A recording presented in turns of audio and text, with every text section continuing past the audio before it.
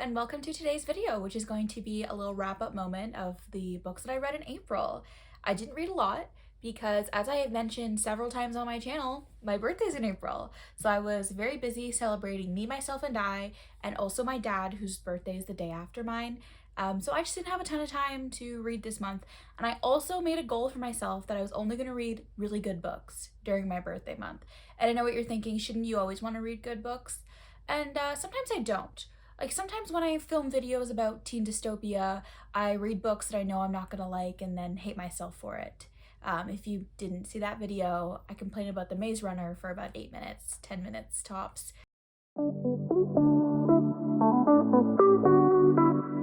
But yeah, so this should be a short one. So the first book that I read in April was Troy, which is the third book in Stephen Merchant's myth retelling series. I started off Mythos is the first one, and then Heroes, and then Troy. So if you know anything about me and my reading habits, I love a Greek myth retelling. Specifically, I love stories about the Trojan War because Song of Achilles is my favorite book in the world. I really enjoyed this. I'd had it purchased on my Libro FM account for a while, and I'd been putting off reading it because I felt like I'd read a lot of different stories about the Trojan War and I needed to like diversify my Greek myth retellings, but you know, I always come back to it. But overall, I would say it was really good. It's probably like a 4-star for me. Stephen Merchant is an amazing Stephen Merchant. That's a different British man. Stephen Fry is a great audiobook narrator. He's very well known for it. And this book was really great. I found it easier to follow than the other two because I have a better general knowledge about the Trojan War, and it wasn't just like naming people. I found Mythos was a little hard to get into because like the first part is just naming the gods, and it's like, okay, love that. I really enjoyed this book. If you like the Trojan War, I think it would still be interesting for you even if you've read a bunch of other stories, because it's kind of like the best story. It's kind of the best story. I'm sorry, but it's great. And I enjoy how Stephen Fry takes the opportunity to highlight how the story has different pieces to it depending on whose version you're reading. Like Homer's version disagrees with other versions of the story, so it was interesting that he included that in there. And he also acknowledged that Achilles and Patroclus were probably gay, so I love that. If you are a fan of Greek myth retellings, I would definitely check this out. It's less so like a retelling, and it's kind of just like an amalgamation of all of the versions of the myths that have been told, so it's more, it feels like it's real. I don't know how else to explain it. So the next book I read in April was Six of Crows, and this was actually a reread. I'd been waiting to get my hands on Crooked Kingdom, so I figured like why not just reread Six of Crows while I've got it? And you know, following the theme of only reading good books, why not read my new favorite book again? So I did that.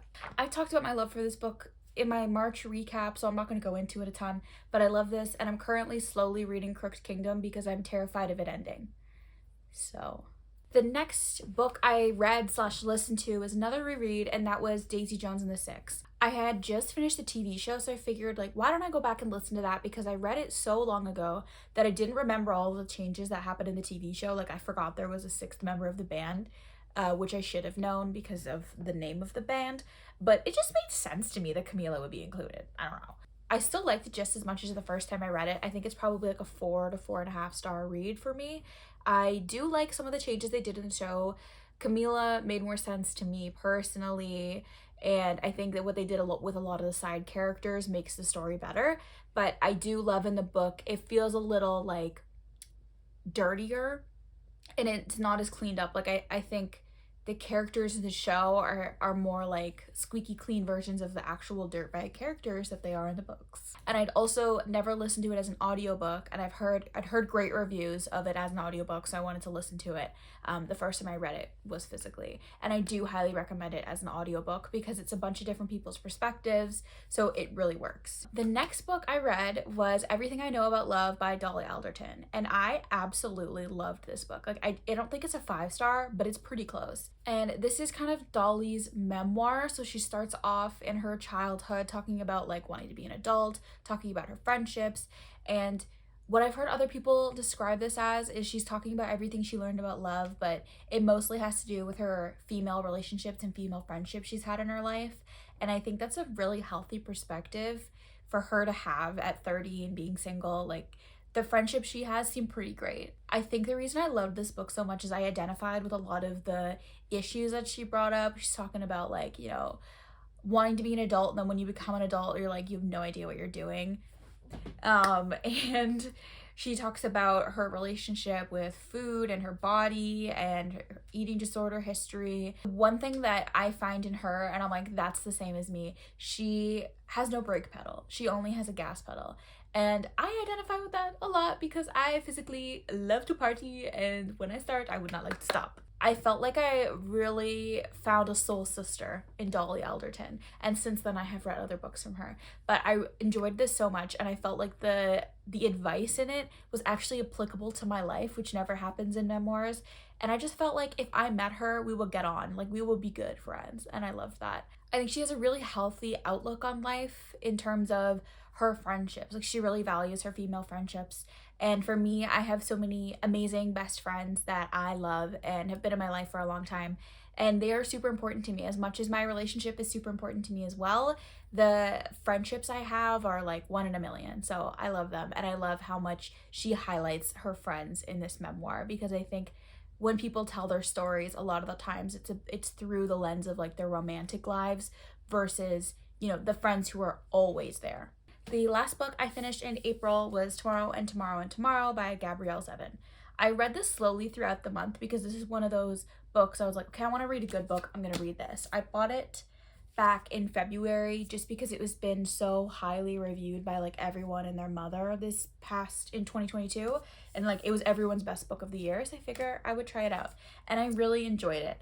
It wasn't a 5-star for me. I would say it's probably like a 4 to 4.5, but as someone who loves video games, but like in a very casual way, like I love Mario. The Mario movie was great, by the way. That's a movie I saw this month, but loved the Mario movie. Anyway, as someone who has had friendships that are a lot based on video games, and like my friend Jamie, I've been playing video games with her since we were like 4 years old, and we are still currently playing Fortnite together. So I think it was so cool to look at that relationship of how friendships can be formed around gaming, and I loved that part of it.